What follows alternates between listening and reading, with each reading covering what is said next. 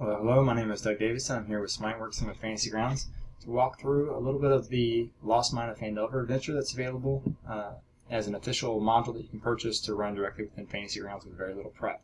So there might be a little bit of spoilers in here, so if you're a player and you're planning on playing through this adventure, you might want to skip this particular video. If you're a DM, then by all means, please take a look and see what comes with it. If you've already have the adventure module in a printed format, you could still run that, enter in your own data, but this might be appealing to you because it's all preloaded in, and let me show you kind of what comes with that. So you'll go to your library, and then here, this will typically be empty when you first come in.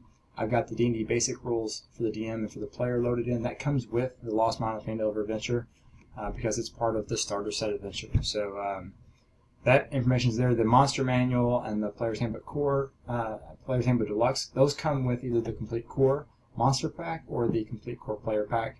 Those would be optional. You don't have to have those to run the Lost Mine of Phandelver. But what you'll do is you'll go into your modules, and then here will be a list of all of your purchases, and then here you can turn on or off adventures. So when you first come in, you'll just double click on the icon here, and you'll see it'll open up in the background, or you could click and drag the book open or closed. And then once you've done that, it shows up in your adventure and your library system here as an adventure category item. You click on that, and then you get a whole list of options here. Encounters, equipment, images, maps, etc. When you're done running this adventure, what you can do is you could just close that back out, open the new adventure, or run your own unique creations using the monster manual and the Player's Handbook material that you have, and any maps and images that you've created or acquired from outside of Fantasy Grounds. So the big thing that you'll want to do normally is you'll want to come directly into your story mode. This is what the DMs are going to use most of the time, and from here you can pretty much run everything that you need to run, and then you can close this window. You don't really need it open anymore. So there's a table of contents here. You can look at the introductory material here. You'll see they all start with kind of a numbering system that keeps it in the same order that it would be in the printed book. And then here you can jump directly to, say, for instance, part 3, and then you see that it's got some subsections as well. So it depends on how you want to run it, but a lot of people may look at that. You can also collapse these sections. Any section that's got this bolded black background here can be collapsed by clicking on it. So you can click on those individually. You can also use the minus section to close all those down, and again you can just jump ahead by clicking to, say, part 2 or part 3, and then dive right into that section. So what I'm going to show right now is kind of what comes with some of the things. So a lot of the material will be like the credits page and that sort of stuff if you want to look through that. Everything that's in the printed adventure module, all the images, all the text will be fully included here, but a lot of it you may not really need to run your adventure. But it's good to read through, as a DM, to read through about what you want to do to prepare to run the adventure. Some basic rules if you're new to DMing, being a dungeon master, you're new to Dungeons & Dragons 5th edition, you might want to read through a lot of these things. The Lost Mine of Phandelver is really slated as a starter adventure, so it's really a great introduction for both players and for DMs to learn how to run the game and what they need to do. So there you've got your adventure hooks, you've got some appendixes as well, and then here, this is where you start to dive into the real combat. So one of the first things you come across is you've got some sections here. Any section that's in just plain text is for the DM to read through. So you'll want to read through that section. These parts here are what we call box text, and this is traditionally what you've seen in the adventure modules. This is the part that you read out loud to the player. And so what we've done is we've preloaded that in as box text that you can click this little button here, and it'll share that in the chat window. This is the shared chat window that all the connected players and the DM get an opportunity to see and read. So a lot of people will use like Skype or Google Hangout or TeamSpeak or something like that to have voice and video in addition to the chat window, which is in Fantasy Grounds. But one of the things that's really nice is that by sharing that box text and then paraphrasing it or reading it, even verbatim if you choose to, then the players can refer back to that later to see, to make sure, one, that they heard the material, that they've made a note of what's actually in that room, and then also, just to refer back to later. So as things have scrolled through, you'll see that these things here will start to kind of accumulate and build up, and then eventually might scroll off the screen. They can just use their mouse wheel to scroll up or down. The other thing you can do is you'll see here at the bottom corner is a Resize Tool. So here I can drag this and make it wider or smaller or whatever, just whatever my preference is. The other thing you can do is you can hold down the control key and then just left click and drag to do the same sort of thing anywhere inside the video. inside of the window. I do that quite often as well. If you wanted to really customize this and make it your own adventure, customize it for your players, you can unlock that, and then here you can come through and you can type in, let's say this is my new box text. You can just do that, highlight it, and then you use your right-click functionality, change the paragraph type, and then say I want that to be a chat frame. And then here, additionally, if you want that to be, if I just click that, then it shows it as a story section here. If I want it to be spoken out loud, then I could right-click again and say paragraph type. I can assign a speaker, and I can say, okay, well, the Goblin Guard says this content. And so now, if I click that, it says, okay, well, Goblin Guard says this is my new box text. So you can really make this your own, and any of those changes that you make are going to be unique to this specific campaign. So if you run, say you have 5 groups of players that you run through the same adventure module because you like to run through that, you can actually customize each individual one for each group of players. So if you have some Rangers in one group, then maybe you want to go through and add some extra content that makes it unique for Rangers to find really nice tracks around each of the adventures that they have, or maybe to interact with the wildlife that's in the area. Same thing if you have rogues in the area, rogue in your group, but not in another group. Maybe you really highlight stuff that's really going to include and encourage that player to really get involved and invested in the game. So that's kind of your box text.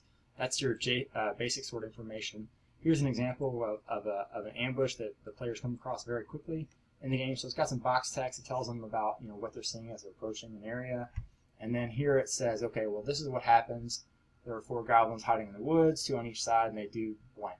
And then here's some descriptions of what you would do as a GM if you were going to run this in person. So what you want to do in Fantasy Grounds, you just click this encounter button, and it's got 4 goblins set up here. If I click this link, I've got the full stats of what that goblin is going to look like. So I can read up in this in advance, and then I can kind of see what his abilities are. You notice as I'm hovering over these 2, these are all recognized text. So if I pick it up here, then I can drag and drop and kind of go from there. Sorry about that. I had to step off for a brief call. But anyway, so you'll have all the stats there. You can pick up and roll these stats. You can grab and drag and drop it to the chat window here, and then that shares the role with all the players. You can drag and drop it directly on players. So the players would typically be showing up in your combat tracker, and so you could drag and drop those comments there. The other thing is, once this encounter comes up, this very first one is a Theater of the Mind encounter. So there's no map. All you do is you click a button here. It says Add Encounter to the combat tracker. It'll automatically roll their initiative, place them in order. The players can then roll their own initiative, or you can use the menu option and say, okay, I want to roll the PC's initiatives too. The combat tracker will sort all of them, and then here you just kind of work through the setup. When it gets down to the point when the actual NPC comes up or the monster comes up, then it presents the most common actions that monster might want to take. If you ever need to pull up the full list of stuff, you can again just click on this little dragon icon. You have the full reference material here. You also have also on the other tab here, excuse me, you have an image here, and so you can right click and say share that with the connected players, and they can see exactly like what that monster looks like. So that's in there for almost all of the monsters in the adventure. So basically you can show whatever you need to show or have access to any of those attacks. You can drag and drop them directly to a player, and it says whether you hit or you missed. And you can drag and drop the damage directly to a player and have it automatically apply that and then update the wounds for that particular character. So you can describe it all like just verbally what happens, and then control it all throughout the initiative tracker here, whether the enemies are closing or running away, if they're hiding, that sort of thing. You can handle it that way. So the other thing that you can do when you're done, you hit menu, delete from tracker, remove all the non-friendlies. Here's somebody who's dying, so let me heal them up.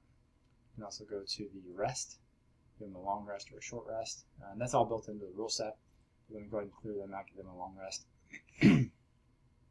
Things get really interesting when you start getting into the map-based adventures. It's really great for dungeons. So again, here you got all the text the DM would want to read through about general features of the dungeon, what sort of things might be seen, what the goblins know or what they don't know in this specific case. But you also have 2 maps. So you see here there's a DM map and a player view map. So the DM map first, let me open that up. It has the entire map with any secret doors shown, with any all the content is kind of shown there, and then there's numbers here. So these numbers will correspond. If I look back at the module here, you'll see that this is part 1, number 4, and then it's 0, 0. That's Crag Mall Hideout. Underneath it's 0, 1, 2, 3, 4, 5. So 3 is the kennel. This is the kennel area here. 4 is the steep passageway that goes up through there. So you could basically go back to your story list and then pull up what happens in the steep passage and then share that with the players. If there's a combat, then that combat will ensue. The other thing you can do is if you hold down control, then you see it has little push pins that show up. And then here, as you hover over each one, it tells you what each of those things is linked to. So we pre-linked it to the DM map. Normally, you may not even really need the DM map too much because here you can look at the player map. And so right now as a player map, I've got it preset with a mask on there. Let me clear that out and restart real quick. So, okay, so you want to right click and go into your layers, and then here you'll see I've got exit mask mode or delete mask mode. So I'm going to delete the mask, confirm it. So this clears the mask. So this is what it looks like when you first open it up. It's just a plain map basically. And then what you can do is you can say, well, your players are going to start out in this southwest corner here, so I'll just drag them where they're going to start out. And you see they automatically snap and fill that grid size. That's because the grid's already been defined for this specific map. So now if I zoom in or out, the players' tokens will zoom in or out in relation to that map. I'm just using the mouse wheel to zoom in or out. The other things that you can do is you can hold down control again, and then you can left click drag to move things around, and that shrinks or grows the window. And then so here you can then zoom in or out from there if you need to do that. So that gives you a really quick idea of some things. Here you've got your pointers.